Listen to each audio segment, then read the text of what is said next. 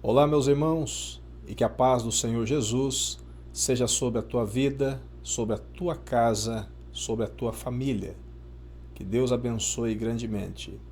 Estamos a iniciar mais um estudo da Palavra de Deus. Hoje é o terceiro estudo da Sala Gênesis e bastante informação, muitas coisas imprescindíveis de se conhecer, nós teremos para hoje, bastante importante e que cuidam e tratam das coisas concernentes ao reino de Deus.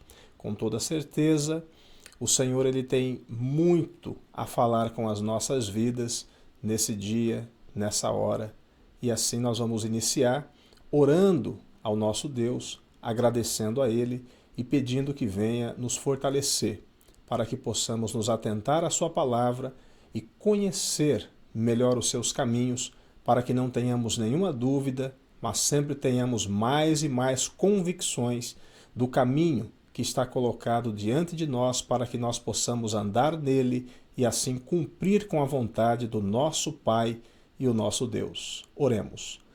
Te damos graças, Senhor, pela tua bênção e por estarmos aqui mais uma vez diante da tua palavra. Que o Senhor nos instrua, que o Senhor fale conosco e a tua palavra ela seja a verdade sobre as nossas vidas. Nós queremos que o Senhor estabeleça sobre nós todas as coisas conforme a tua vontade e colocamos o nosso coração à tua disposição para que possamos agora te ouvir e atentar para tudo quanto a tua palavra nos aponta. Abra os ouvidos, abra os olhos de todos os irmãos e irmãs que te ouvem, Senhor, através da minha vida, pela tua palavra.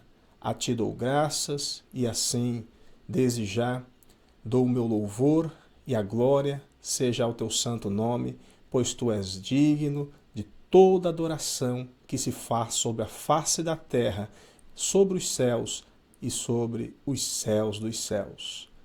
Amém. Bom, nosso estudo de hoje, ele vem acrescentar às nossas vidas em relação ao caminho que nós temos tomado diante do Senhor. Deus, ele preparou o seu caminho para as nossas vidas, a fim de que nós pudéssemos trilhar esse caminho.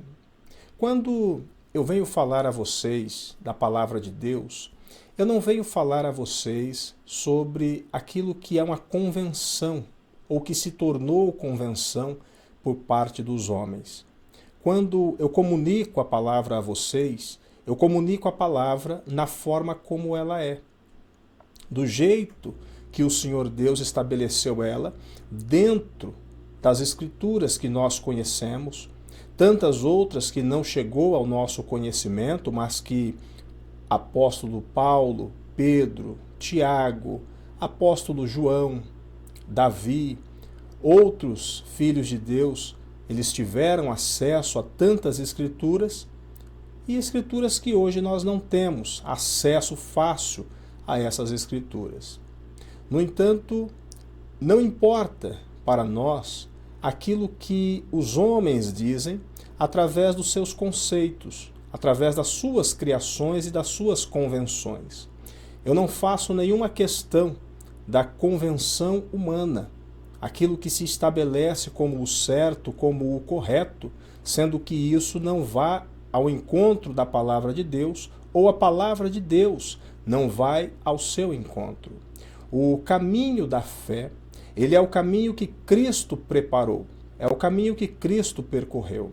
E Cristo, ele não se atentava para as convenções humanas, para aquilo que as pessoas queriam entender ou buscavam entender a respeito de Deus e da palavra de Deus.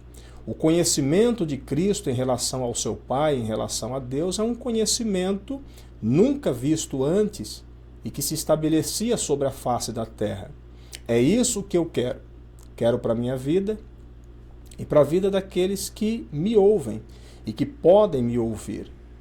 As convenções as decisões, aquilo que as teologias batem o martelo em cima, que isso se ajuste à palavra de Deus, e não que a palavra de Deus se ajuste a essas coisas.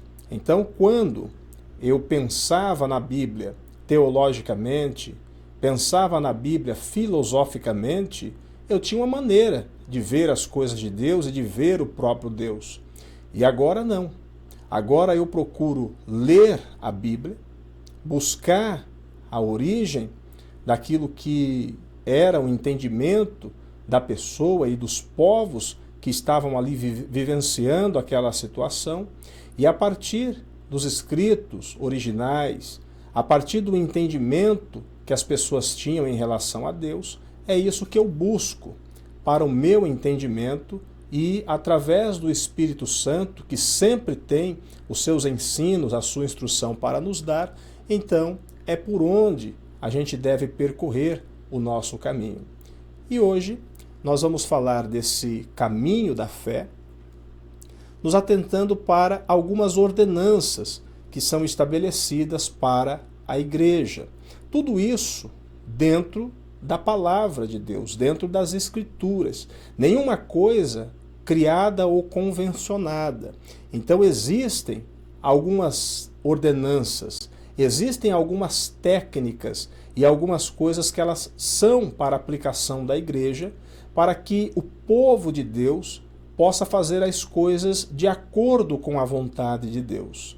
Nós nunca devemos nos esquecer que Deus, ele não deixa o seu povo às cegas.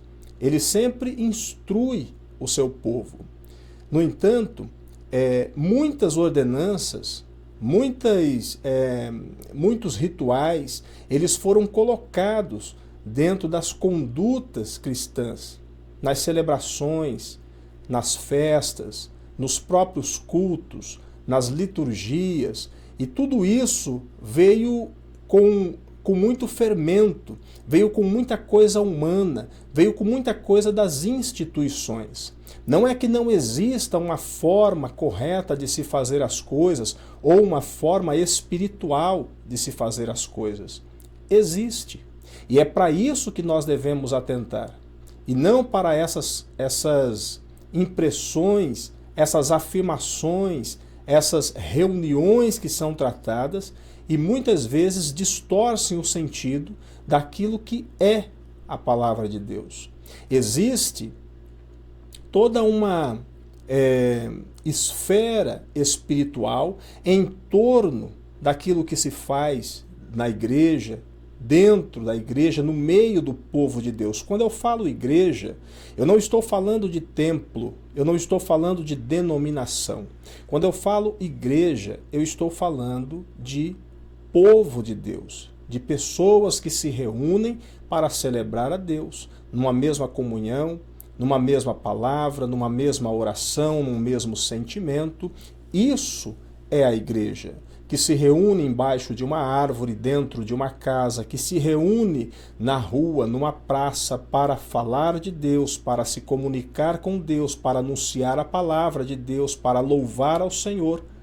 Não há dentro da palavra de Deus, principalmente em se falando em Atos dos Apóstolos, se falando em cartas paulinas, se falando em outras epístolas, não há o ideal de construção de um templo para que a igreja se estabeleça. A igreja ela está além das quatro paredes e é assim que nós devemos pensar em igreja. Podemos nos reunir em um lugar, em um local para cultuar a Deus? Podemos.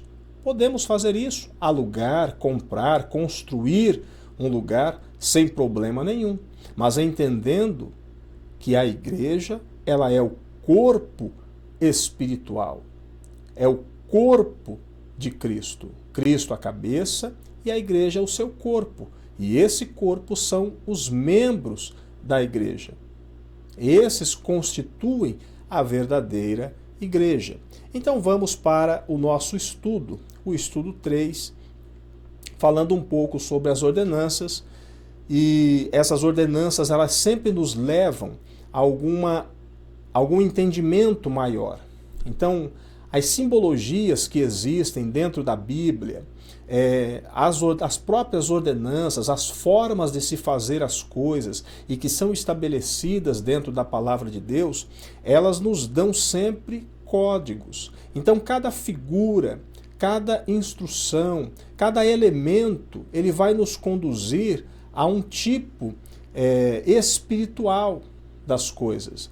Nos leva a compreender algo muito maior, algo que está além daquele símbolo, algo que está além daquela forma de se fazer as coisas, algo que está além daquilo que seria uma verdadeira liturgia no culto e das coisas de Deus.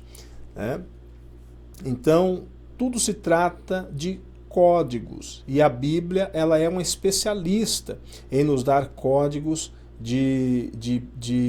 das coisas espirituais. São parábolas, são animais, são outras representações, são palavras também, ou formas de dizer as coisas que também codificam algo, e isso nós temos isso tem que estar se esclarecendo nas nossas vidas. Vamos começar então falando do batismo. Isso é uma instituição divina, que não começa com a igreja cristã no primeiro século. Por quê? Nós vemos João Batista, por exemplo, se utilizando do batismo para separar pessoas ou dar testemunho de pessoas que estavam adentrando, entre aspas, vamos dizer assim, o reino de Deus e fazendo a sua confissão através do batismo. Esse elemento, o batismo, ele foi passado para a igreja cristã, para a igreja que veio após Cristo. E assim, os homens, eles estavam sendo batizados já na igreja de Atos dos Apóstolos e fazendo com isso uma demonstração da sua fé e da sua aceitação, aquele novo evangelho, aquela nova palavra. Se trata de uma confissão de fé.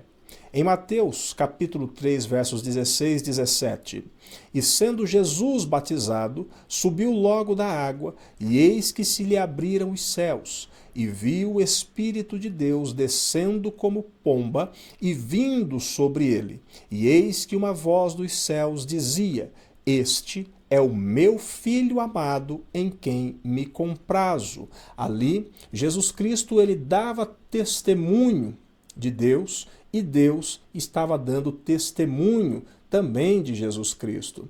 Quando a pessoa ela passa pelo batismo, é a sua confissão de que ela está entrando ou aceitando a vida com Deus. Da mesma forma, nesse momento, Deus ele dá testemunho de que você é uma pessoa que está retornando aos seus caminhos e está buscando então se alinhar em Deus. Quando a pessoa é batizada, diante de outras pessoas ela faz isso, diante de anjos, diante de demônios, diante de pessoas conhecidas e de pessoas estranhas, e ali ela está afirmando a sua fé em Jesus Cristo. É um ato importante. Não é a pessoa ela não confessa a sua fé em um outro momento, levantando simplesmente a sua mão ou falando que eu estou recebendo Jesus na minha vida. Esse momento do batismo, esse é o momento em que a pessoa está confessando a sua fé. É claro que existem outras ocasiões em que isso pode acontecer, mas uma determinação dada aqui já em Atos dos Apóstolos é essa. E as pessoas elas vinham se achegando à igreja e elas já passavam pelo batismo. Não precisava de um tempo específico ouvindo a palavra, ou passando por discipulados, ou passando por algum tipo de teste de fases para poder chegar ao batismo. O batismo ele já era ali em si a confissão de fé da pessoa. Era a pessoa adentrando o novo nascimento, passando já pelas águas do batismo. Foi determinado por Cristo e também foi realizada pela igreja do primeiro século. Em Mateus 28, verso 19 e 20, portanto, ide, fazei discípulos de todas as nações, batizando-os em nome do Pai, do Filho e do Espírito Santo, ensinando-os a guardar todas as coisas que eu vos tenho mandado. E eis que eu estou convosco todos os dias até a consumação do mundo ou do século. Amém? Então, Jesus, ele deixou isso para que os seus discípulos, os seus apóstolos, eles pudessem estar fazendo. Batizassem as pessoas em o nome do Pai, em o nome do Filho e em o nome do Espírito Santo. E aí sim, elas estariam sendo ensinadas, conduzidas juntamente com a igreja para poderem proceder às demais situações que vêm após o batismo.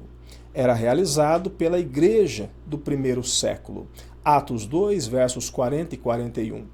E com muitas palavras, e com muitas outras palavras, isso testificava e os exortava, dizendo: salvai-vos desta geração perversa, de sorte que foram batizados os que de bom grado receberam a sua palavra. E naquele dia agregaram-se quase 3.000 almas. Veja que a agregação das 3.000 almas, ela se dá por conta do batismo.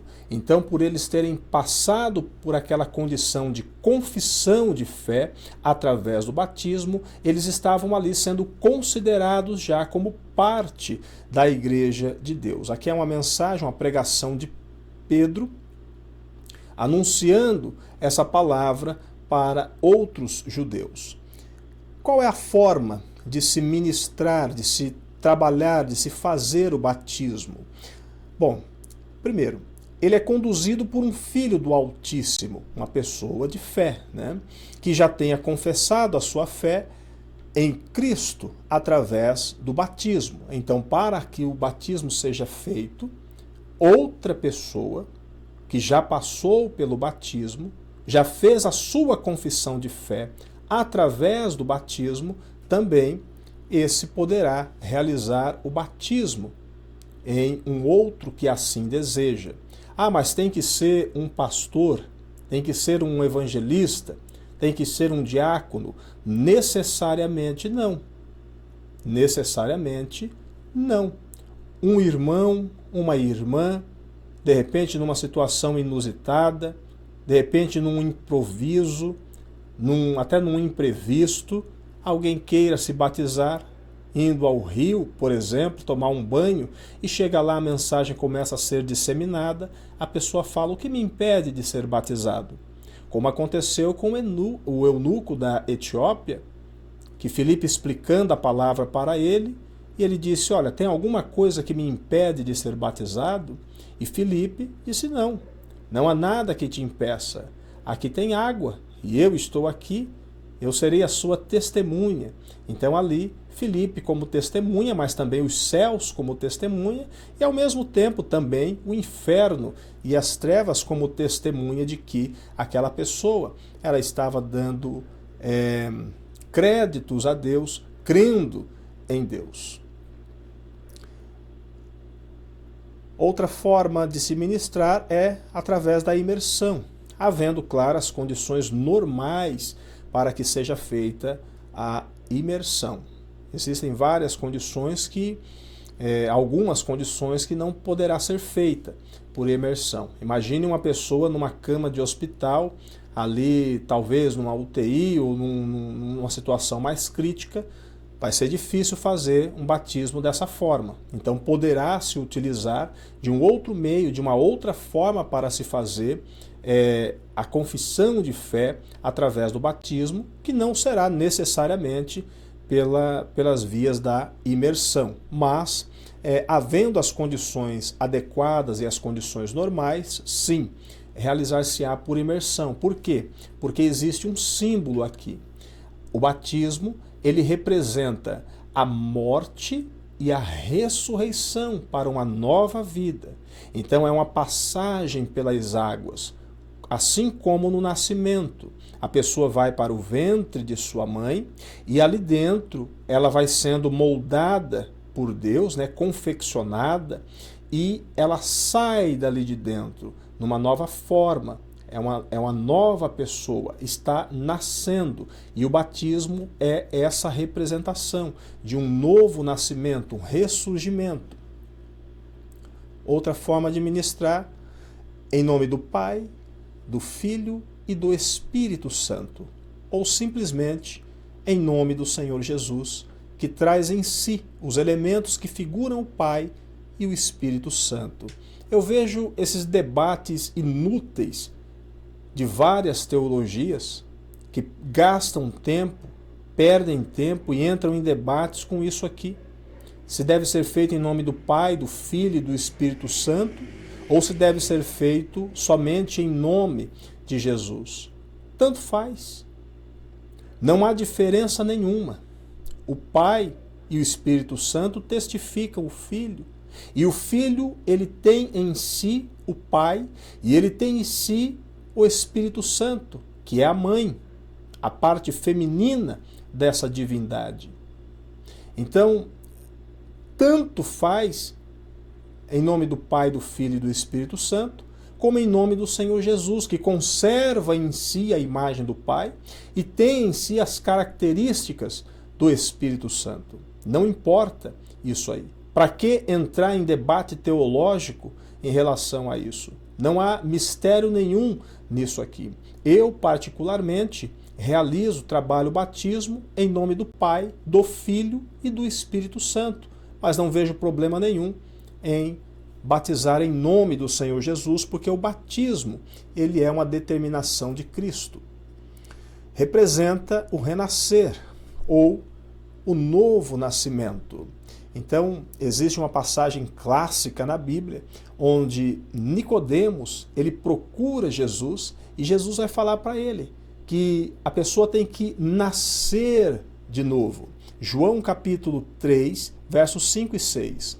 Jesus respondeu: na verdade, te digo que aquele que não nascer da água e do Espírito não pode entrar no reino de Deus. O que é nascido da carne é carne, e o que é nascido do Espírito é Espírito. Existe uma profundidade maior na interpretação desse versículo aqui, que nesse momento nós vamos nos atentar somente para a superfície do versículo, e não vamos entrar a fundo no versículo.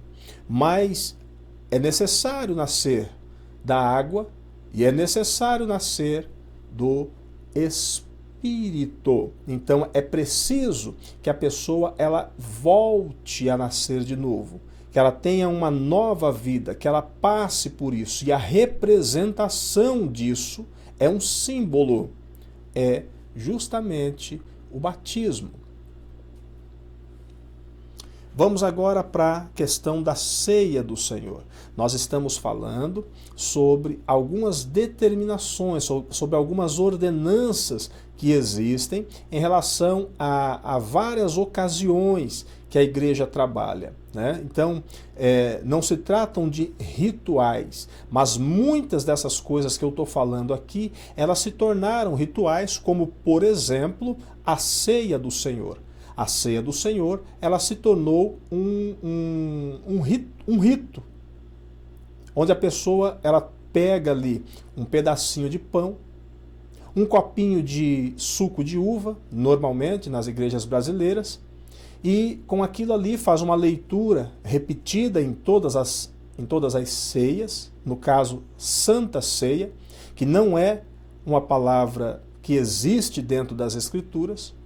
O que existe nas Escrituras é ceia do Senhor, e nós vamos ver exatamente do que se trata a ceia do Senhor, mas as convenções, as reuniões, e para facilitar essa atividade, então resolveu-se criar toda uma ritualística em volta da ceia do Senhor, denominando-a como Santa Ceia. Isso, Santa Ceia, é algo que foi criado por pessoas, por convenções. Então assim se estabeleceu, onde ali é picado o pão, é dado um copinho ali, normalmente de plástico ou de vidro, para que a pessoa tome um golinho de suco de uva, e aquilo ali como que representando a comunhão. É claro que se a pessoa ler Atos dos Apóstolos, ou se a pessoa ler a 1 Coríntios capítulo 11, vai entender claramente que não se trata de forma alguma de uma espécie de ritual onde se utiliza apenas do símbolo do pão e do suco de uva para que ocorra a ceia do Senhor e aquilo ali seja uma representação da comunhão inteira que existe na realidade quando nós falamos de ceia do Senhor. João capítulo 12, versos 1 e 2. 6 dias antes da Páscoa, Jesus foi para Betânia, onde estava Lázaro, a quem ressuscitara dos mortos. Ofereceram-lhe ali um jantar.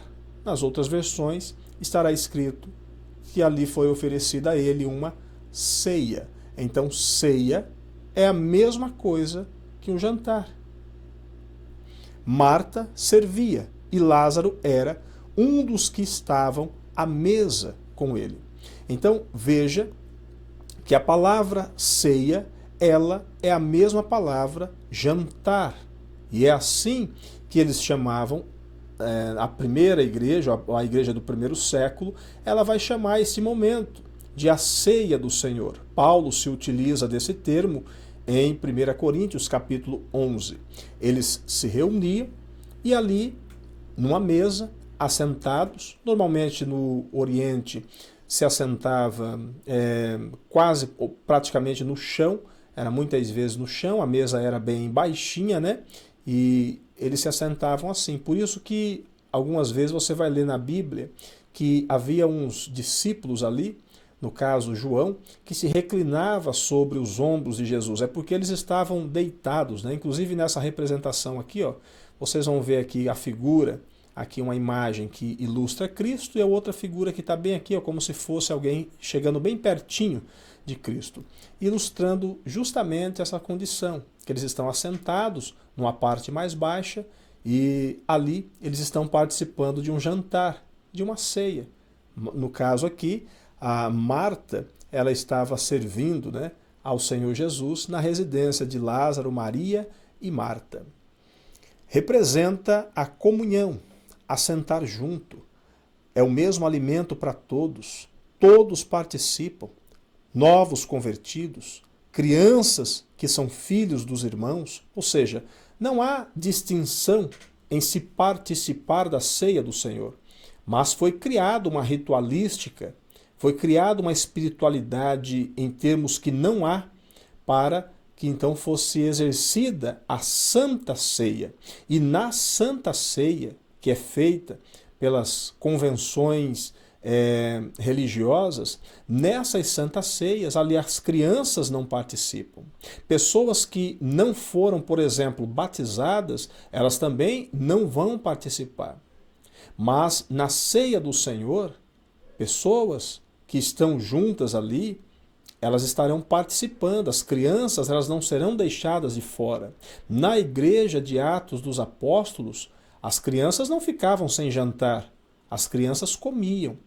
O que se pedia, na verdade, era que se tivesse a consciência de que aquele momento seria um momento de comunhão, onde todos estariam participando dessa comunhão. E aquilo estaria sendo feito em memória do Senhor Jesus Cristo. Em Lucas 12, versos 35 ao 37, estai preparados e acendei as vossas candeias, sede semelhantes aos que esperam o seu Senhor, quando volta da festa do casamento, para que quando vier bater, logo lhe abram a porta. Bem-aventurados aqueles servos que o Senhor, quando chegar, achar alertas. Em verdade vos digo que se preparará e os fará sentar-se à mesa e, aproximando-se, os servirá. Essa é a ceia do Senhor. Jesus está usando aqui alguns termos e alguma ilustração para mostrar que ele também participa disso. ele também tem desejo e vontade de se assentar à mesa. E todas as vezes que nós nos reunimos para celebrar ou participar da ceia do Senhor, é esse o entendimento que nós temos que ter. Que o Senhor Jesus, ele nos deixou essa representação da ceia do Senhor, de estarem assentados juntos e partilhando de uma mesma comunhão, de um mesmo espírito, de um mesmo sentimento. Ele deixou isso para que todos pudéssemos vivenciar essa verdade, essa alegria de participar. E não simplesmente como um ritual, como algo que tem um simbolismo raso e é tão miseravelmente estabelecido em alguns lugares. Mais uma vez, pode ser feito isso, pegar um pedacinho de pão, um pouquinho de vinho, em algumas situações tudo bem, ok. A pessoa está internada, mais uma vez usando o exemplo de alguém que está internado no hospital e está ali com um desejo de participar desse momento, então levar um pedacinho de pão, levar um copinho, um suquinho de uva para ela, tudo bem, tranquilo. Em algumas outras condições também de anormalidades, escassez de comida, como algumas vezes já ocorreu, de as pessoas comerem ali bolinhos ou biscoitinhos feitos e tomarem algum tipo de suco, por exemplo, um quissuco, e celebrarem ali como se fossem realmente a participação da ceia do Senhor. São ocasiões em que tem que se usar esse tipo de estratégia para não perder ou não deixar perder o sentido da fé. E vamos também agora falar um pouco da Páscoa.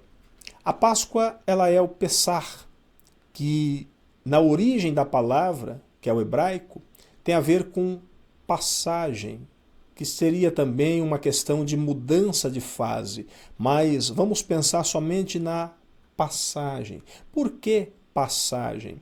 Porque lá no Egito, quando o povo estava escravo, Deus havia dito para que eles matassem o cordeiro, nessa data do Pessar, da Páscoa, e passassem sangue do cordeiro nos umbrais da porta.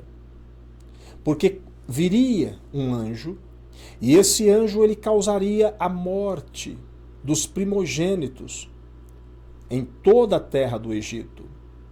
E a casa onde tivesse essas marcas de sangue do cordeiro, o anjo passaria por cima dessa casa e não tocaria no primogênito. Então era uma espécie de indicação, de marca, de sinal para que o anjo não tocasse no primogênito que estava ali dentro daquela casa. Mas onde não tivesse as marcas do sangue de cordeiro, então o anjo entraria na casa e ceifaria a vida do primogênito. Então, a Páscoa, o Pessar, é a passagem, porque tem esse princípio de entendimento. Mas depois nós vamos entender que se trata também de uma questão de mudança de fase. Seria uma passagem, mas de passar para outro momento, para outra fase. Então, os egípcios escravizando os israelitas clamaram a Deus para que os livrasse daquela condição. E Deus estabeleceu então Moisés e Arão para que fossem libertar o povo. No entanto, Faraó, ele não queria deixar o povo ir embora, não queria perder a sua mão de obra, que faziam os tijolos para a construção das cidades, para a construção de edifícios públicos e etc. E então Deus, ele mostra para o povo de Israel que ele queria que esse povo saísse de lá para cultuar a ele no deserto e prestar culto e homenagear e participar da Páscoa lá no deserto. Deus deu as fórmulas para que eles fizessem isso. O cordeiro, os pães asmos, as ervas também amargas ali para celebrarem o Pessar.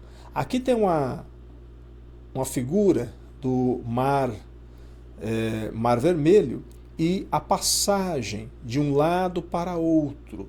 Isso aqui, no sentido figurado e no sentido espiritual, é a passagem do povo de Deus, saindo do Egito para atravessar esse mar, chegando do outro lado, escapando de todas as tristezas, angústias desse mundo de sofrimento, desse mundo de escravidão, que é uma representação da passagem do povo de Deus ao toque da última trombeta, indo ao encontro do Senhor Jesus Cristo. É uma passagem, lembrando que essa Páscoa ela será comemorada também no reino celestial.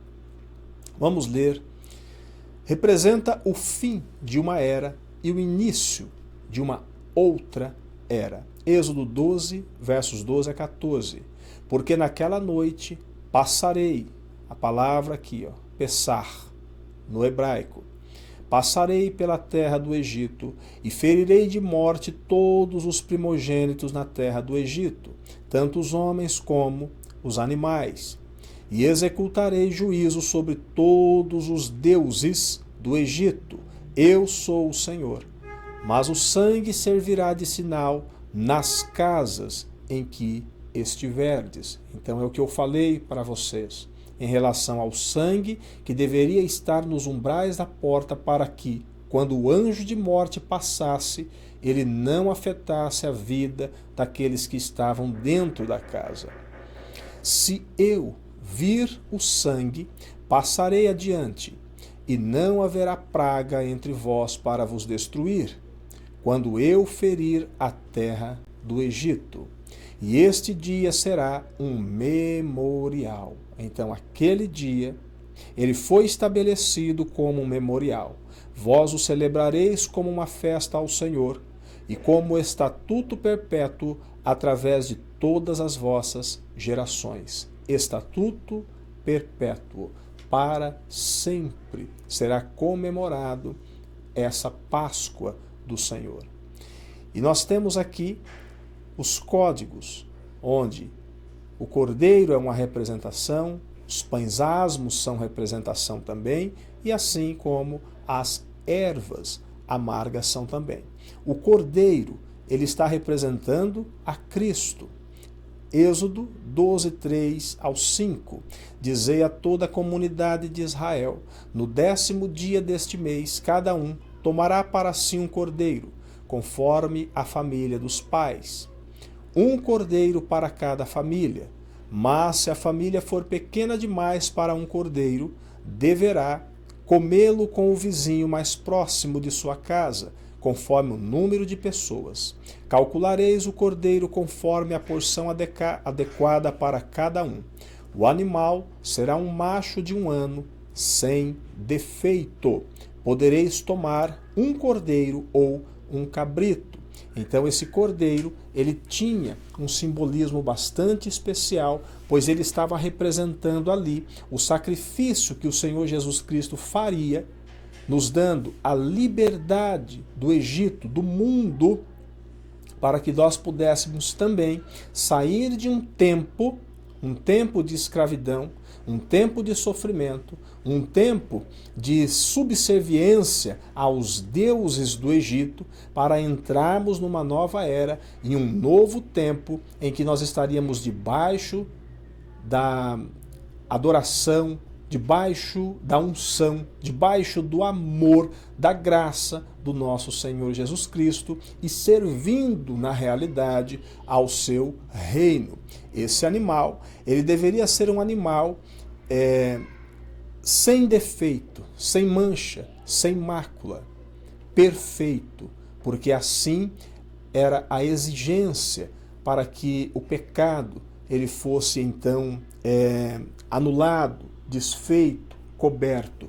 E o Senhor Jesus Cristo é exatamente esse cordeiro imaculado e perfeito que foi oferecido como uma oferta de sangue.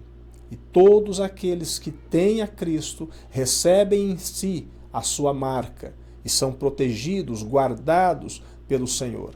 1 Coríntios capítulo 5, verso 7. Removei o fermento velho, para que sejais massa nova, sem fermento, assim como de fato sois, porque Cristo, nosso Cordeiro da Páscoa, já foi sacrificado.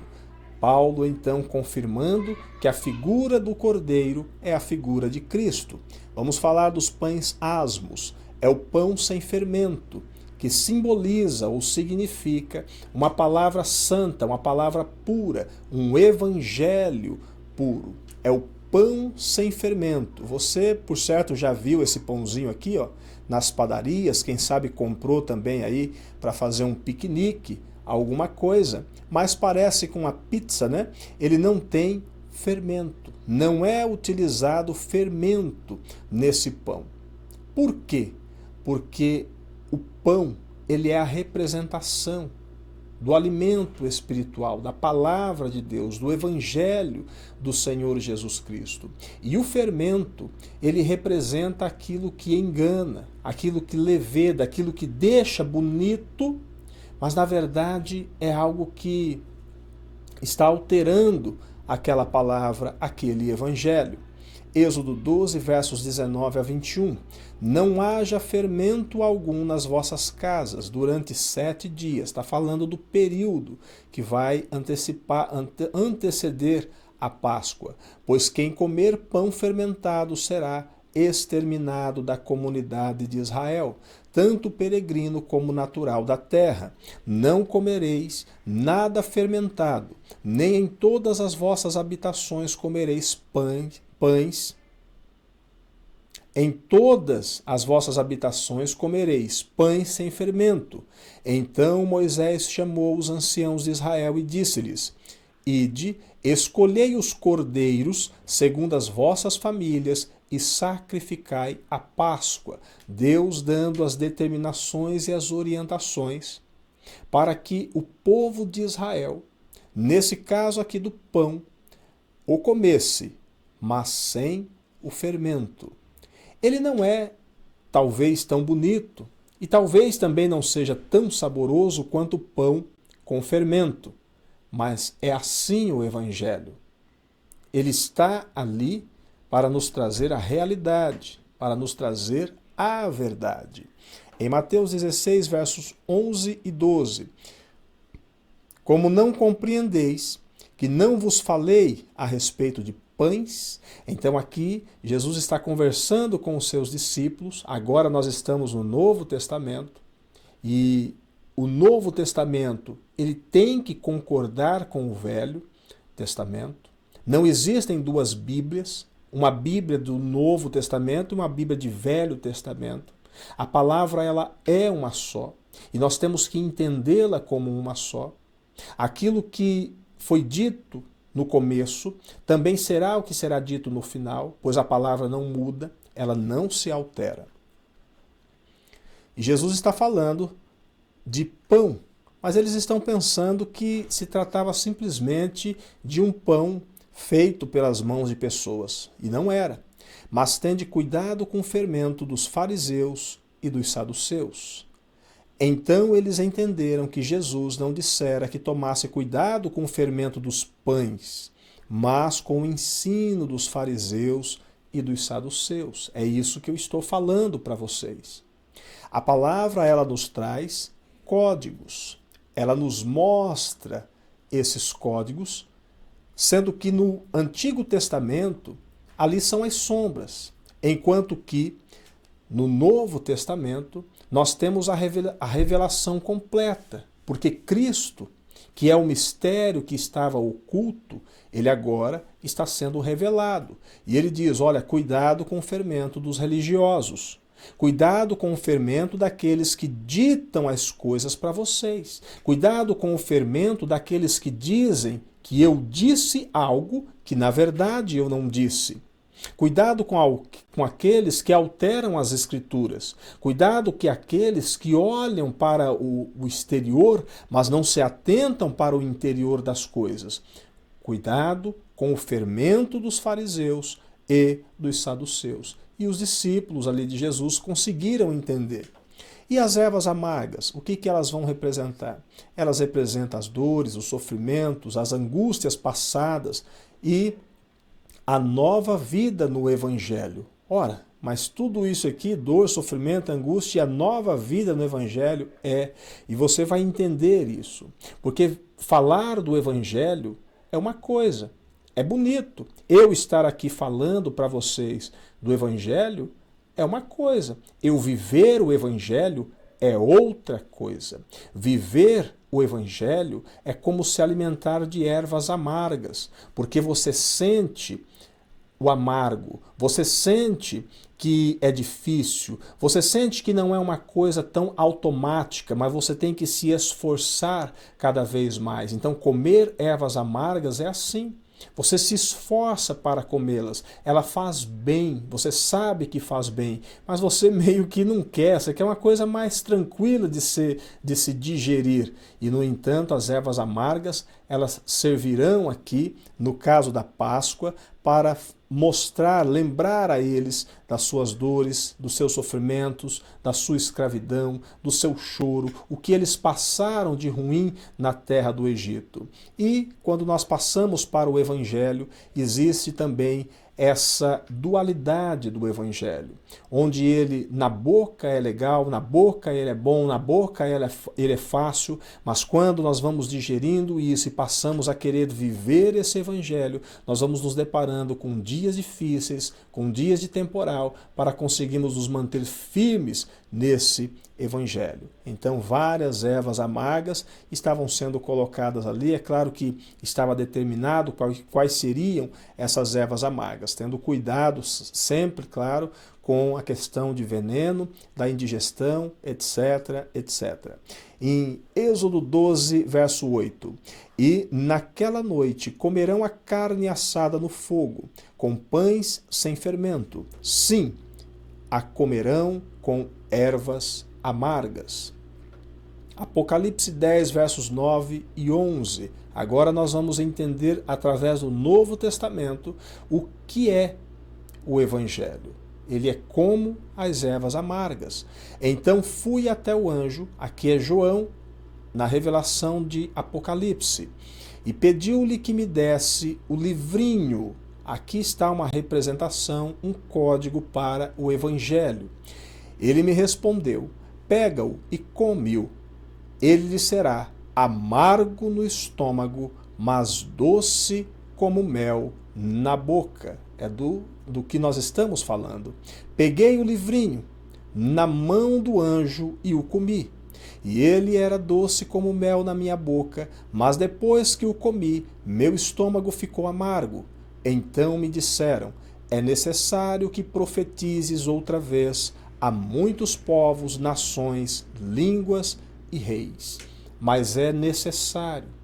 Ele é doce como o mel na boca, é amargo no estômago. Quando você passa a viver o Evangelho, buscar, se dedicar às coisas de Deus, não é algo simples, tão fácil de se fazer, mas é necessário para que também nós sejamos, de alguma forma, usados por Deus para podermos dar testemunho de todas as coisas que Ele fez e que Ele faz. E a Páscoa, ela é para ser eterna, não é? Sim. E a última Páscoa, quando que ela vai acontecer? Lucas 22, versos 15 a 18. E lhes disse: tenho desejado muito comer esta Páscoa convosco, o Pessar, antes do meu sofrimento, pois vos digo que não a comerei mais até que ela se cumpra no reino de Deus. E tendo recebido um cálice dado graças, disse: tomai-o e reparti-o entre vós, porque vos digo que a partir de agora não beberei do fruto da videira até que venha o reino de Deus. Até que venha o reino de Deus. O Senhor Jesus Cristo, ele não se assentaria mais juntamente com seus discípulos para participar da Páscoa, do Pessar. No entanto, a promessa está aqui também, que até que venha o reino de Deus. Então, na eternidade, haverá um momento ali em que nós participaremos da Páscoa juntamente com o Senhor. E toda a representação que existe aqui neste mundo, que existe aqui nessa terra, que nos foi deixado pelo Evangelho, ela então estará toda concretizada, ela será uma realidade naquele momento. E nós entenderemos exatamente do que se trata a Páscoa do Senhor. Uma outra determinação para a Igreja do Senhor é o culto. O culto, ele é algo instituído por Deus. Ele é instituído por Deus e ele é para Deus.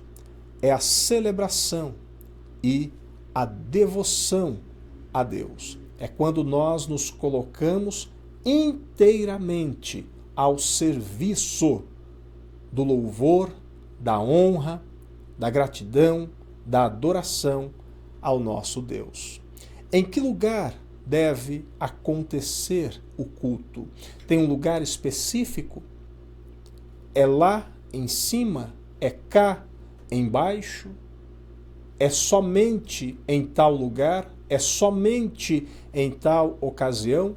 Quando? João capítulo 4, versos 20 ao 23, quando Jesus está conversando com a mulher samaritana e então ele vai dizer para ela onde e como se deve cultuar, adorar, celebrar a Deus. Então diga-me, por que os judeus insistem, é a mulher perguntando, que Jerusalém é o único lugar de adoração, enquanto nós, os samaritanos, afirmamos que é aqui, no Monte Gerizim, onde nossos antepassados adoraram. Jesus respondeu, creia em mim, mulher, está chegando a hora em que já não importará se você adora o Pai neste monte ou em Jerusalém. Vocês, samaritanos, sabem muito pouco a respeito daquele a quem adoram. Nós adoramos com conhecimento, pois a salvação vem por meio dos judeus. Mas está chegando a hora, e de fato já chegou, em que os verdadeiros adoradores, os verdadeiros, adorarão o Pai em espírito e em verdade. O Pai procura pessoas que o adorem desse modo. Não é naquele monte, não é nesse monte, mas é em espírito e em verdade. Não se autodetermina um lugar para que o culto aconteça, para que a adoração aconteça, para que o sacrifício de louvor ele venha acontecer. Os homens delimitam esse lugar. Existe um horário adequado para isso, um horário certo para que isso venha acontecer. Mas o que nós vamos entender na palavra de Deus e à luz do Evangelho é que o lugar de culto é o lugar onde nós estamos com o nosso Deus. Então não importa qual seja o lugar no qual eu estou. Não importa se eu estou na minha casa, não importa se eu estou num parque, não importa se eu estou em cima de uma moto, dentro de um carro, não importa se eu estou viajando, não importa se eu estou em um hotel, se eu estou hospedado na casa de um parente, o meu culto, a minha adoração, a minha celebração, ela começa de cedo até a noite. Eu abro os olhos e ali eu posso cultuar a Deus. Eu começo o meu dia e eu posso estar celebrando ao meu Deus, porque um verdadeiro adorador, ele adora o Pai em espírito e em verdade. Romanos 12, versos 1 e 2. Portanto, irmãos, exorto-vos pelas compaixões de Deus, que apresenteis o vosso corpo como sacrifício vivo, santo e agradável a Deus, que é o vosso culto racional. A casa para a habitação de Deus, o lugar em que Deus faz comunhão conosco e Ele tem comunhão conosco, é o nosso próprio corpo. Esse é o lugar que Deus preparou para que Ele pudesse então habitar. E nessa habitação, nessa casa, nesse corpo, nesse templo, é onde acontece a nossa reunião com Deus. E nós adoramos ao Pai, como Jesus Cristo disse, em espírito e em verdade. Então, esse é o nosso culto racional. Isso pode acontecer entre eu e Deus. Pode acontecer entre eu, Deus, mais uma pessoa, duas, a minha família, a comunidade, a igreja, os irmãos. Mas isso tem que acontecer, independentemente do lugar e da ocasião. E não vos amoldeis ao esquema deste mundo, mas sede transformados pela renovação da vossa mente, para que experimenteis qual seja a boa, agradável e perfeita vontade de Deus. Perceba que a mente, o pensamento, a ideia, ela tem que estar livre. Livre de quê? Livre dos moldes que o mundo ele estabelece, dos moldes que o mundo coloca. Para você fazer tal coisa, para você se chegar a Deus, para você conseguir algo de Deus, é a campanha, são 7 dias de não sei o quê, para você conseguir algo do Senhor. Esses moldes, essas coisas que são estabelecidas, elas não são interessantes para o Evangelho, para o desenvolvimento de Deus dentro da tua vida, dentro do teu coração. Então, o culto, ele é racional. O culto, ele está dentro de você. Mas a tua mente, ela tem que compreender isso. Você tem que ser renovado dentro da tua cabeça, dentro da tua mente. O teu coração tem que buscar algo novo. Mas enquanto nós formos de certa forma supersticiosos e ficarmos entendendo que as coisas elas são engessadas, nós não vamos compreender de fato o que é viver o reino de Deus, o que é viver as coisas de Deus e como é caminhar com o Senhor. Que a minha mente, a sua mente, elas estejam no Senhor, sendo renovadas a cada dia, para que nós possamos fazer aquilo que tem que ser feito nos moldes, no padrão, não do mundo, mas nos moldes e no padrão do Senhor Jesus Cristo. Que elementos, quais elementos compõem o culto? Efésios 5, versos 19 ao 21. Aqui eu coloquei, eu demarquei aqui algumas coisas que elas vão acontecendo dentro do culto e que elas são eventos que acabam acontecendo naturalmente até dentro do culto e que é interessante para que o culto ele esteja ocorrendo. No caso aqui, é claro, está falando de um culto com mais pessoas, com a comunhão, com a comunidade, com os irmãos. Primeiro, falando entre vós em salmos e hinos e cânticos espirituais. Está aqui algo que acontece naturalmente dentro do culto. Segundo, cantando e salmodiando ao Senhor no vosso coração. Também, 3, dando sempre graças por tudo a nosso Deus e Pai. Essa é a oração, né? E o 4, em nome do Senhor Jesus Cristo. Ele é a motivação do culto. Ele é o centro do culto. Sem ele não tem culto. Sem Cristo não acontece o culto. O culto acontece porque Cristo está nele. Não há culto sem o Senhor Jesus Cristo. Então nós chamamos ele e fazemos tudo no nome dele. Dizemos: em teu nome, Jesus, nós estamos aqui. Em teu nome nós fazemos tal coisas. 5. Sujeitando-vos uns aos outros no temor de Deus. Ou seja, servindo ao irmão, estando sujeito ao irmão, prestativo, fazendo valer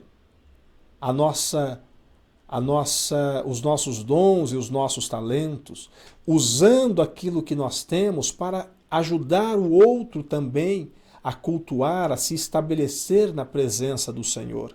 Então, um tem salmo, tem hino, cânticos espirituais, o outro tem ali, vai cantando, salmodiando, cria um texto, uma adoração, fala de algo, dando sempre graças, o outro vem e ora anuncia uma bênção, uma palavra, e tudo isso acontecendo em nome do Senhor Jesus, e dentro do culto mesmo nós nos empenhando e trabalhando para que todos os nossos irmãos possam participar alegremente, felizes daquele momento que é um momento de celebração e adoração ao nosso Deus. O culto ele tem 3 funções básicas, tá?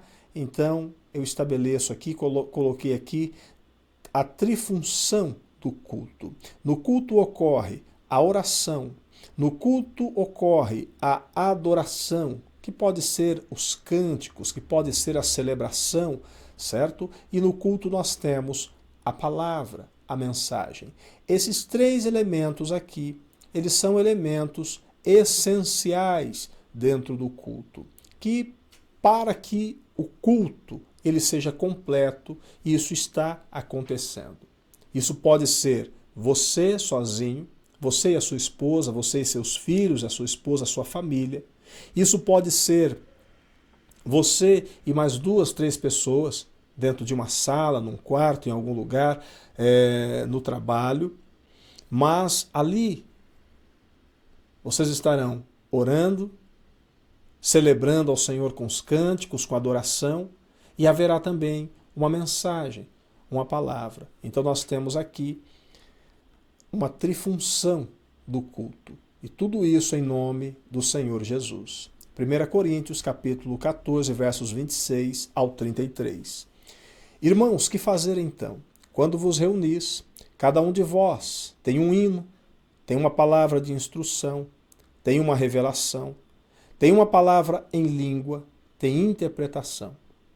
Tudo deve ser feito visando a edificação. Tudo é para o crescimento, a edificação, a sustentação do corpo que é a igreja. Se alguém falar em língua, em uma língua, que falem somente 2. Quando muito 3, um de cada vez, e haja quem interprete. Porque essa situação de falar em língua, em uma língua estrangeira, em uma língua diferente, já causou e causa muitas confusões. Pessoas, muitas vezes, não motivadas pelo Espírito Santo, mas motivadas pela sua própria carne. Um fala em língua ali do outro lado, aí tem lá do outro lado tem outro falando, mais outro, e de repente está todo mundo falando ali em língua, mas não sendo algo da parte de Deus, não sendo algo genuíno da parte do espiritual e nas coisas que concernem a Deus. Então, já nos tempos de Paulo, essas coisas elas aconteciam. E ele vai instruindo aqui.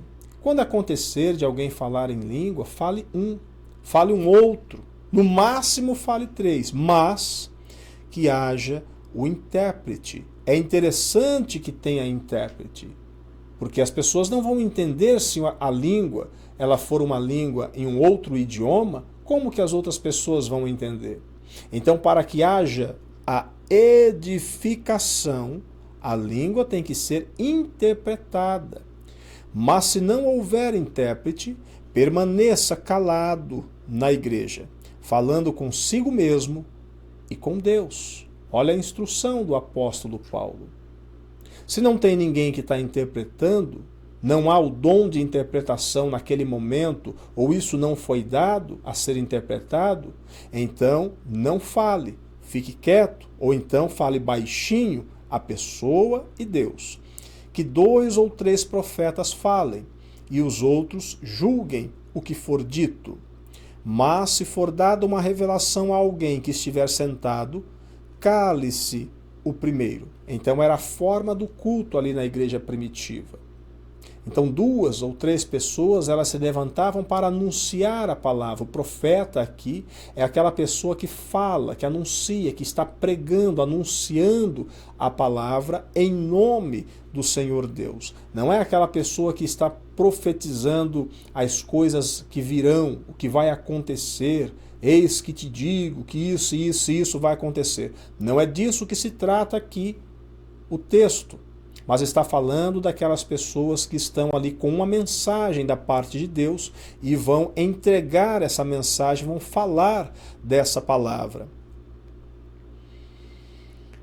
Porque todos podereis profetizar, um de cada vez, para que todos aprendam. Olha só, é aprender, não é descobrir o que vai acontecer lá no futuro. E sejam encorajados. E a palavra é para isso. A palavra ela é para deixar firme, forte, para encorajar, colocar avante, para cima.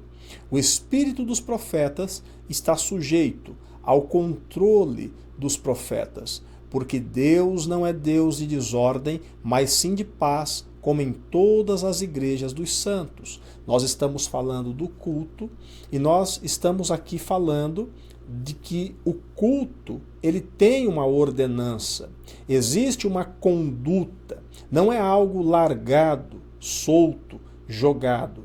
Tem que ter cuidado com isso, porque é uma celebração a Deus. É um evento onde nós estamos reunidos e invocando ali a presença do Senhor Deus para o meio do nosso trabalho.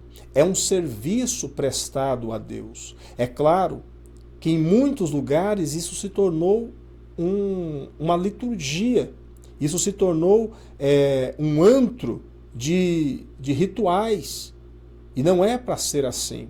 Veja essa liberdade que existe aqui no meio do culto que Paulo está falando, onde pessoas ali, no caso homens, que falavam, eles se levantavam para falar e os outros deveriam se assentar para ouvir.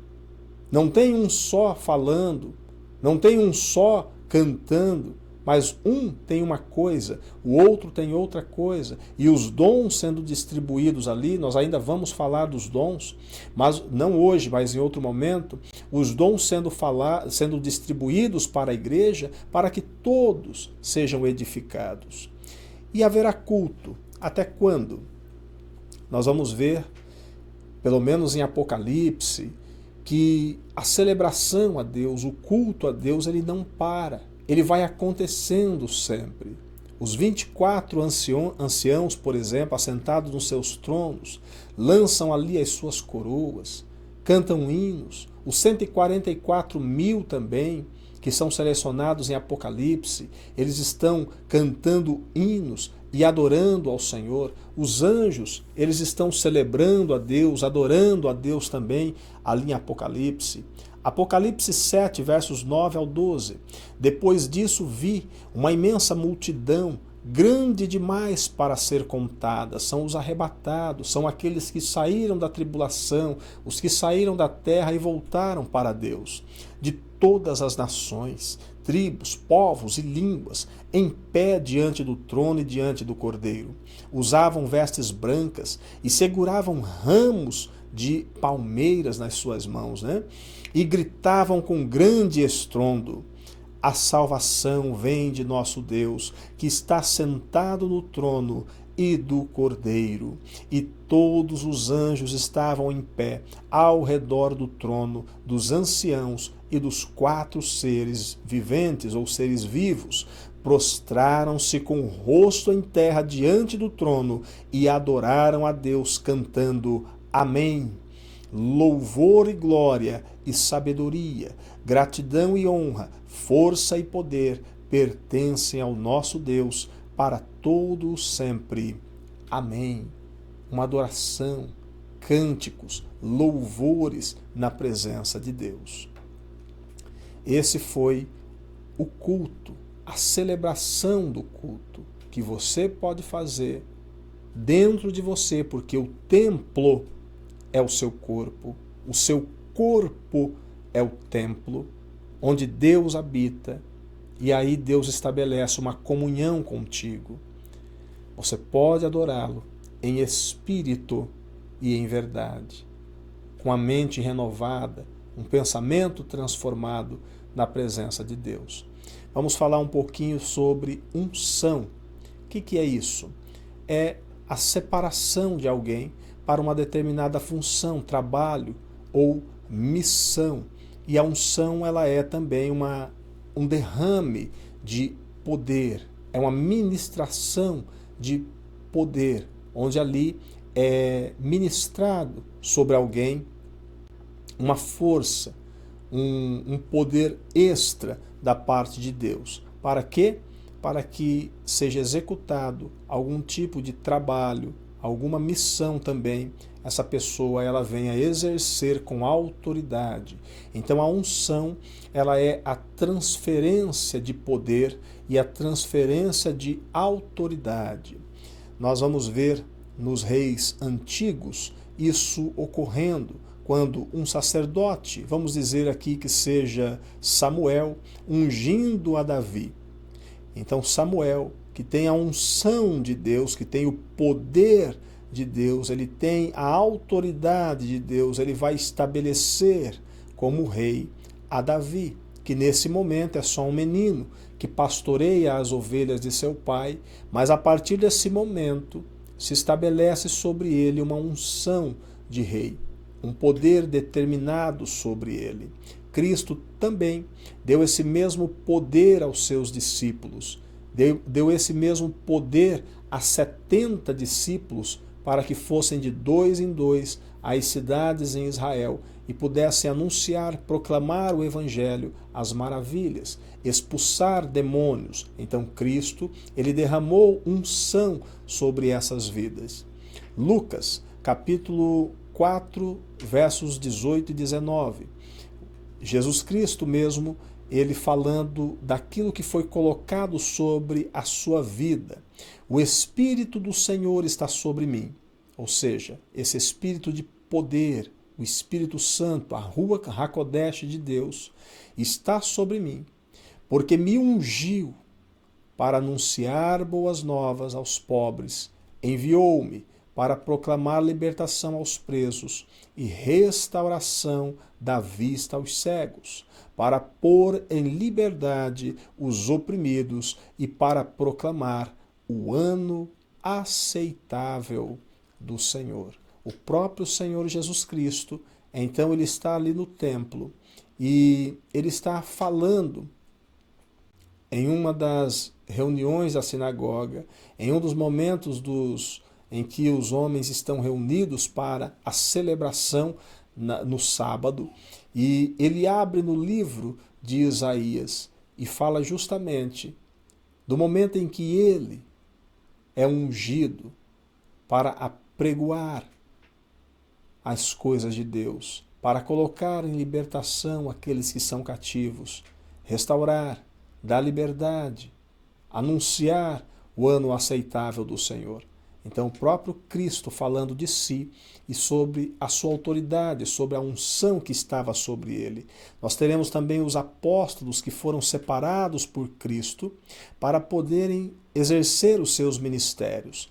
Temos os 12 apóstolos e todos eles sendo cobertos com esse poder, com esta unção para exercerem a sua função com autoridade no nome do Senhor Jesus. Lucas 6,13. Depois do amanhecer, chamou seus discípulos e escolheu 12 dentre eles, aos quais também chamou de apóstolos. Portanto, a unção, ela é essa transferência de autoridade, é essa transferência de poder. É um poder e é uma autoridade que é concedida à igreja, aos filhos de Deus para que exerçam isso aí. E os diáconos assim são consagrados também, lá em Atos, no capítulo 6, verso 3. Escolhei, pois, irmãos dentre vós, 7 homens de boa reputação, cheios do Espírito Santo e de sabedoria, aos quais constituamos sobre esta necessidade. Então aqui nós vemos a primeira instituição de diáconos dentro da igreja. E ali 7 homens, eles foram escolhidos dentre os demais para exercerem essa função que era de acolher o povo e fazer a distribuição das entradas que tinha ali, para que houvesse então justiça nas distribuições e também para que os apóstolos pudessem estar somente à disposição da palavra e do cuidado espiritual do povo. Então eles são estabelecidos e colocados ali para exercer as suas funções. No entanto, nós sempre teremos que observar que as pessoas que assim elas são estabelecidas e que sobre elas é derramado um poder extra para que possam exercer as suas funções, elas já demonstram o seu caráter, já demonstram como que elas são diante de Deus, diante dos homens, diante dos irmãos, né? Não é uma coisa aleatória, é algo que tem que estar diante do Senhor também. Assim ocorre com os missionários, com evangelistas, com pastores, com cooperadores, e isso desde os tempos dos apóstolos. Efésios 4, versos 7 ao 15. Mas a graça foi dada a cada um de nós segundo a medida do dom de Cristo. Veja que existe uma medida, tá? Ou seja, cada um tem o seu dom, cada um tem o seu talento, cada um dentro da sua atribuição, cada um dentro do seu espectro de poder para que possa exercer sua atividade com base naquilo que tem como dom e como talento. Por isso diz, subindo ao alto, levou cativo o cativeiro e deu dons aos homens. Os homens possuem seus dons, as mulheres possuem os seus dons. Aquela habilidade para se exercer determinada função, determinada coisa na sua vida, né? Ora, isto ele subiu, que é, senão que também antes tinha descido às partes mais baixas da terra, aquele que desceu é também o mesmo que subiu acima de todos os céus, para cumprir todas as coisas. E ele mesmo deu uns para apóstolos, e outros para profetas, outros para evangelistas, e outros para pastores e doutores. Veja que nem todo mundo tem a mesma função, nem todo mundo exerce as mesmas coisas, mas cada um, dentro do propósito que Deus estabeleceu, é usado para que a igreja seja abençoada e edificada, para que o povo ele não esteja desprovido das coisas do Senhor. Querendo o aperfeiçoamento dos santos, ou seja, tudo o que vai acontecer na igreja ocorre para que haja o aperfeiçoamento, para a obra do ministério, para a edificação do corpo de Cristo, até que todos cheguemos à unidade da fé e ao conhecimento do Filho de Deus, a homem perfeito, à medida da estatura completa de Cristo, para que não sejamos mais meninos inconstantes, levados em roda por todo o vento de doutrina, pelo engano dos homens que com astúcia enganam fraudulosamente. Antes, seguindo a verdade em amor, cresçamos em tudo naquele que é a cabeça. Veja o interesse no caso aqui é nos colocado pelo apóstolo Paulo, de que a igreja ela tenha e exerça os seus dons, exerça os seus talentos, de forma que venha ocorrer a edificação do corpo de Cristo. Que esse corpo ele aumente, ele cresça. Até que ponto ele cresça? Até a medida e estatura do Filho de Deus, o Senhor Jesus Cristo. Esse é o padrão que Deus espera de todo homem e de toda mulher. Cristo, ele é a perfeição. E ele é a medida para que todas as pessoas possam se chegar. Então existe um interesse da parte de Deus de que todas as pessoas corram para o lado de Cristo, para serem como Ele é, agradar e agradem a Deus, o quanto Ele também, o Senhor Jesus Cristo, agradou e agrada. E tudo isso é um meio de se crescer, é um meio de se chegar a um patamar que nós estaremos fazendo isso. Nós começamos essa carreira. Nós estamos nesse caminho. É um passo de cada vez. Caminhar com Cristo é para chegar à medida e estatura de Cristo. Não é para estagnar. Observe aqui o interesse e a motivação que a palavra de Deus nos dá para que nós cresçamos e continuemos a crescer. Não há dentro da palavra de Deus um momento em que se diga, olha, você chegou em tal lugar, já fez tal coisa, acabou, pronto. Você já cresceu tudo o que você tinha de crescer. Você já fez, já rendeu tudo o que você tinha de render. Não. Mas a minha vida dura pouco nessa terra. Eu não tenho todo esse tempo para chegar à medida e estatura de Cristo. Aqui não. Uma etapa da sua vida acaba agora. Daqui um pouco. Mas uma outra parte da sua vida, ou melhor, a sua vida de verdade, ela continua. E dentro desse reino de Deus há crescimento, há desenvolvimento. Nós também crescemos no reino de Deus. Nós aprendemos também no reino de Deus. Nós não chegaremos lá na medida e na estatura de Cristo. E Paulo não está dizendo que nesse mundo, nesse tempo aqui, é possível que isso aconteça. Não, de forma alguma. Ele não poderia fazer isso. Seria uma loucura. Ele mesmo não chegou nesse ponto. Então, a nossa vida continua. E é dentro dessa eternidade que nós estaremos crescendo e prosseguindo em crescer. Falemos um pouco sobre a bênção. É muito importante também esse assunto e por isso eu trouxe ele aqui nesse estudo. A bênção no hebraico é barak. E barak se escreve assim, com as letras modernas do hebraico. Aqui é um beit, aqui um resh, né? E essas outras letras aqui, um kaf, um kof, que está aqui, e um het, que está aqui também. Tá bom?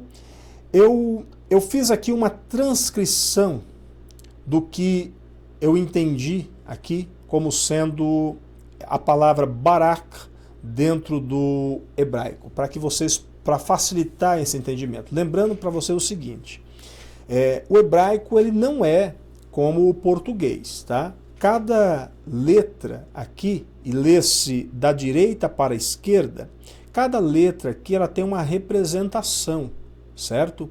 Então, uma palavra como essa, que para nós é simplesmente bênção, olha só a descrição que eu tive que fazer aqui, destrinchando cada uma dessas letras aqui, tá ok? Então, a palavra bênção, dentro desse conceito aqui, que é o barak, ela ficou representada, ficou escrita e entendida dessa forma aqui. Ó. O cabeça determina que se estabeleça um ambiente de cobertura, de proteção, para que virtudes santas e espirituais sejam alcançadas. Então a bênção, ela se estabelece sobre a vida de outra pessoa, porque alguém maior derrama essa bênção, ou determina essa bênção. Nós temos aqui uma figura representando Abraão. E as nações, elas são benditas em Abraão. Os que creem em Deus são benditos em Abraão, porque sobre ele recaiu uma bênção, uma promessa. E ele foi abençoado por um sacerdote, que é conhecido na Bíblia como Melquisedeque. E ele deixou a bênção sobre a vida de Abraão. E essa bênção, ela veio se estabelecendo, ela veio percorrendo os tempos, os séculos e os milênios, até chegar em nosso tempo. E de alguma forma, por algum meio, de alguma maneira, nós somos abençoados também com as bênçãos que recaíram sobre Abraão, no tempo em que um cabeça, um rei, um sacerdote, determinou que essa bênção se colocasse sobre a sua casa, que é a casa, tá? é o Beit.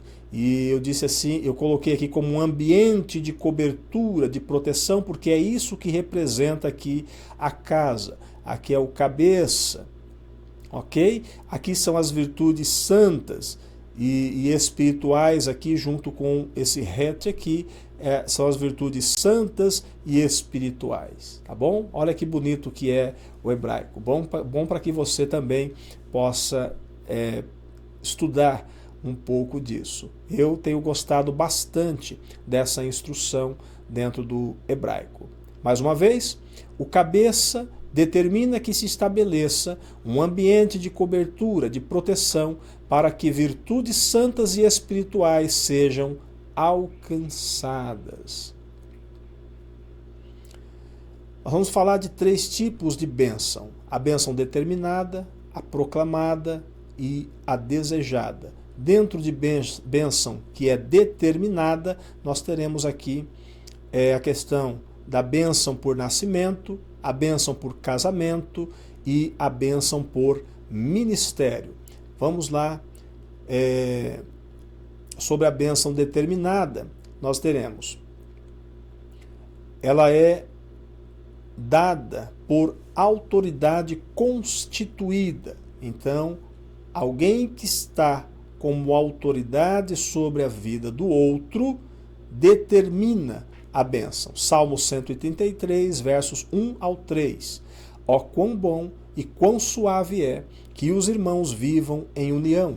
É como óleo precioso sobre a cabeça, que desce sobre a barba de Arão, e que desce a orla das suas vestes, como o orvalho de Hermon, e como o que desce sobre os montes de Sião, porque ali o Senhor ordena a bênção e a vida para sempre. Então, uma bênção que vem da parte de Deus sobre a figura de Arão, que é o sumo sacerdote, e essa bênção ela desce até a orla das vestes, ou seja, até o menor ela vai chegar, porque ela foi determinada por autoridade constituída. Então vem de Deus e de Deus vai se estabelecendo de um sobre o outro, porque ela vai sendo determinada para cada um.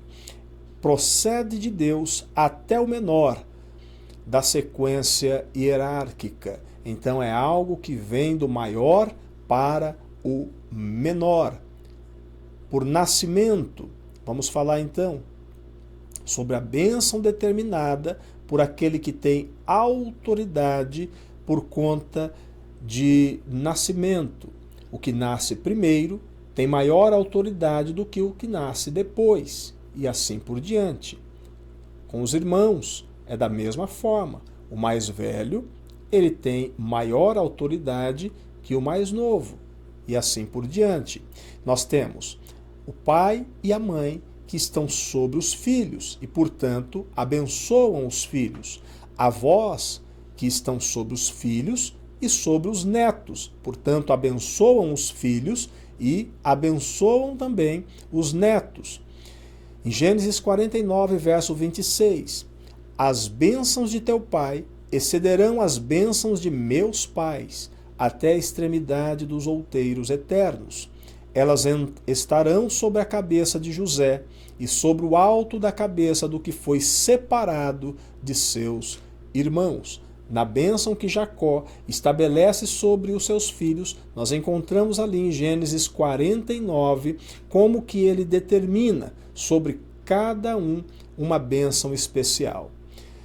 A bênção no casamento, ela se estabelece do esposo sobre a esposa. Não é o inverso, não é o contrário, não é a esposa que abençoa o esposo, porque aqui também no casamento existe uma representação espiritual. E o casamento, ele é também um código bíblico para coisas mais excelentes de ordem espirituais e eternas que existem no reino de Deus. Efésios 5, verso 22 ao 23. Vós, mulheres, sujeitai-vos a vossos maridos, como ao Senhor, porque o marido é a cabeça da mulher, como também Cristo é a cabeça da igreja, segundo ele próprio, o Salvador do corpo. Então nós vemos aqui uma representação direta do marido em relação a Cristo e da mulher em relação à igreja. E por conta dessa representação, por conta desse simbolismo, por conta desse código, as coisas dentro do reino de Deus, elas não podem se inverter. Pensemos na figura de Cristo e da igreja. Não é a igreja que abençoa a Cristo, é Cristo que abençoa a igreja. Não é Cristo que é devoto da igreja, mas é a igreja que é devota de Cristo. Não estou dizendo que a mulher tem que se ajoelhar e adorar ao marido, de forma alguma. Mas em algum momento e de alguma forma, a mulher sim, ela estará sujeita ao seu marido, para que possa haver uma concordância com as coisas espirituais. A bênção não é do menor para o maior, a bênção é do maior para o menor. Dentro da tua casa, você como pai, você abençoa a sua esposa e você abençoa os seus filhos. Você como mãe, abençoa os seus filhos. E depois nós vamos ver como que você pode, de alguma forma, abençoar o seu marido. Daqui um pouquinho nós já vamos ver como que isso acontece. Mas quem determina a bênção por autoridade sobre você, mulher, é o teu marido. Quem determina a bênção por autoridade sobre os filhos é o pai, assim como a mãe também.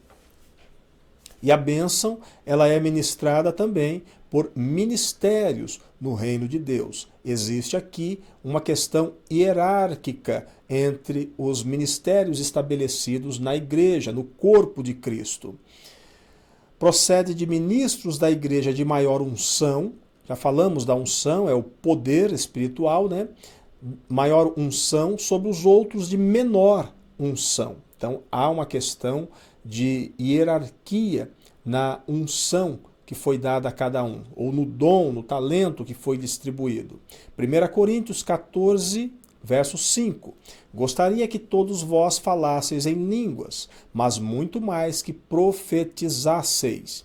Profetizar é o que eu já falei, é falar em nome de Deus, é anunciar a palavra de Deus, é dar declaração das coisas de Deus. Não é falar do futuro, tal coisa vai acontecer com você, não sei o que. Isso é um outro tipo de dom. Mas aqui o profetizar é aquele que fala em nome de Deus. É como se Deus estivesse no lugar daquela pessoa falando aquelas palavras. Tá? Quem profetiza é maior do que o que fala em línguas. Nós vemos aqui já uma questão de hierarquia entre os dons, a não ser que as interprete para que a igreja receba edificação. Então, dentre os dons, o dom da profecia, ele é o maior dentre esses dons. Hebreus, capítulo 7, versos 5 ao 7. E os que dentre os filhos de Levi recebem o sacerdócio têm ordem, segundo a lei, de tomar o dízimo do povo, isto é, de seus irmãos, ainda que tenham saído dos lombos de Abraão. Mas aquele cuja genealogia não é contada entre eles, tomou dízimos de Abraão. Está falando de Melquisedeque, o rei de Salém. Quando Abraão o encontra, depois da batalha dos 5 reis contra os 4, onde Abraão sai vitorioso e paga dízimos a Melquisedeque, o rei de Salém. E abençoou o que tinha as promessas. Ora, sem contradição alguma, o menor é abençoado pelo maior. Então, o autor de Hebreus, ele está dizendo que aquele Melquisedeque, aquele rei de Salém, ele que abençoou a Abraão, é maior que Abraão. Ele tinha uma unção e uma bênção maior do que a bênção que estava sobre a vida de Abraão já. E ele recebe essa bênção. E outro detalhe, para mostrar que a unção do rei de Salém ela era maior do que a unção de Abraão naquele momento, é que Abraão, ele paga os dízimos, ele entrega os dízimos dos despojos de guerra para o rei de Salém. E isso é uma demonstração. Então, quando nós levamos algo para alguém, no caso para Deus, as nossas ofertas, o nosso amor, o nosso cuidado, o nosso trabalho, é porque o nosso Deus, ele é maior do que nós. E nós estamos fazendo o quê? Dando a ele a honra e dando a ele o valor, né? Real valor que ele tem. E assim, então, é que se estabelece a bênção dentre os irmãos e no corpo do Senhor, e no corpo de Cristo, que é a igreja. Passemos para outra questão, que é a bênção proclamada, uma outra forma de se exercer a bênção ou de se abençoar.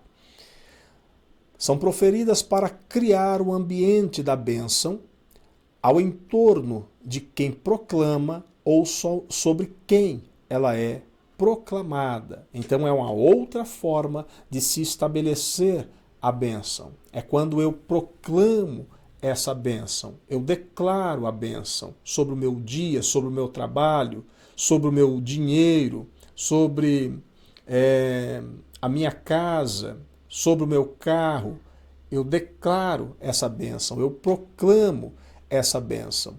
Gênesis 12, 3. E abençoarei os que te abençoarem, e amaldiçoarei os que te amaldiçoarem. Em ti serão benditas todas as famílias. Então nós vemos aqui que era possível alguém chegar em Abraão e abençoá-lo, ou dizer palavras de bênçãos ou palavras benditas para Abraão. Alguém poderia fazer isso. E o que aconteceria com essa pessoa? Ela seria abençoada. Também seria possível alguém amaldiçoar a Abraão, que no caso o texto está falando de Abraão.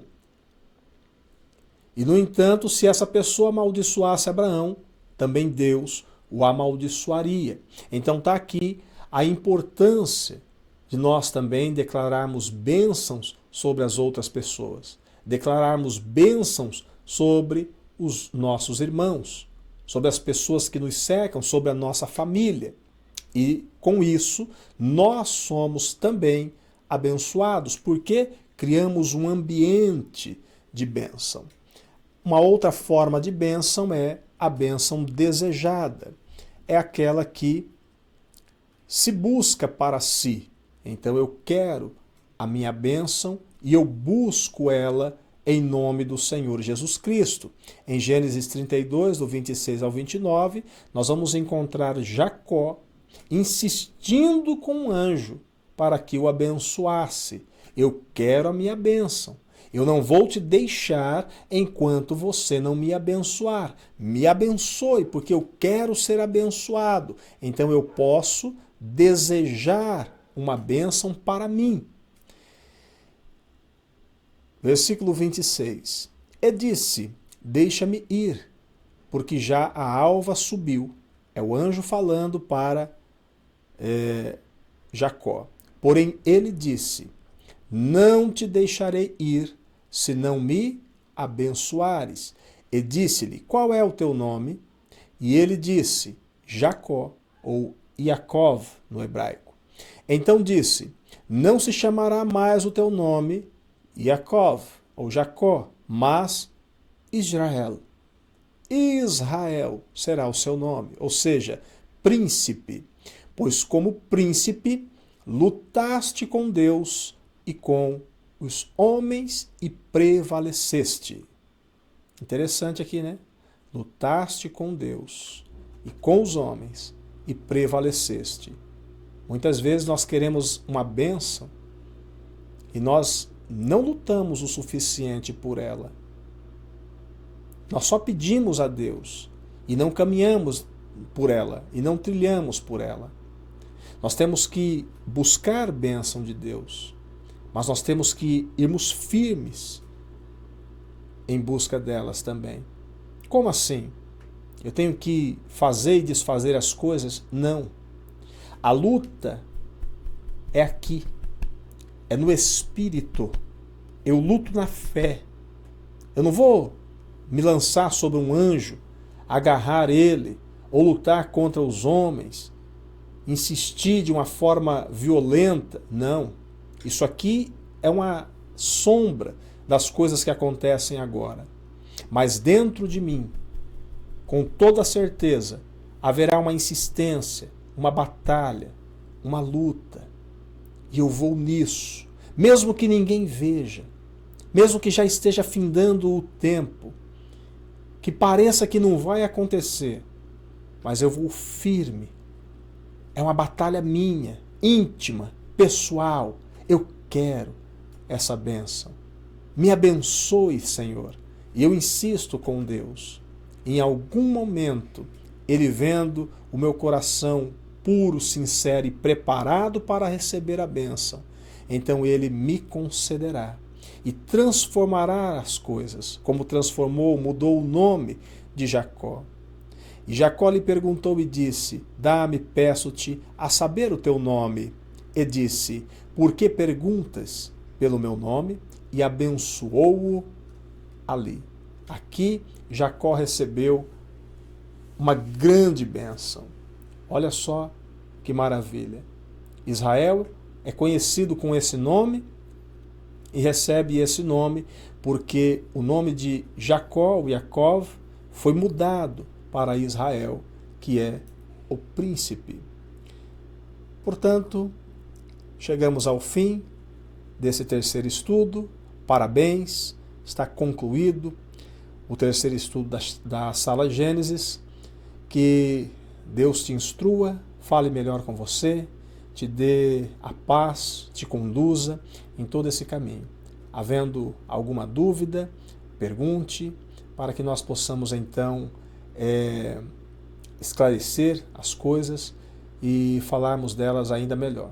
É claro que nem todas as ordenanças estão aqui, mas com o passar dos estudos nós vamos falando de cada um dos detalhes, de cada uma das coisas, para que você que está aí caminhando na fé, caminhando nessa fé, possa entender ao pé da Bíblia, ao pé das Escrituras, do que se trata a realidade da palavra de Deus. Deus ilumine os teus olhos e te faça ver como Ele vê. Nós vamos orar e agradecer ao Senhor. Te louvamos, Pai, e te agradecemos por essa hora, por esse minuto, por essa oportunidade de estarmos compartilhando a Tua palavra. Que o Senhor conserve em nossos corações a Tua boa instrução e nos faça, Senhor Deus, ver tudo o que nós precisamos ver para que caminhemos na Tua palavra com alegria, com certeza das coisas, não com dúvidas em nossos corações. Que o Senhor nos ajude, que o Senhor nos fortaleça e coloque em nós bom entendimento.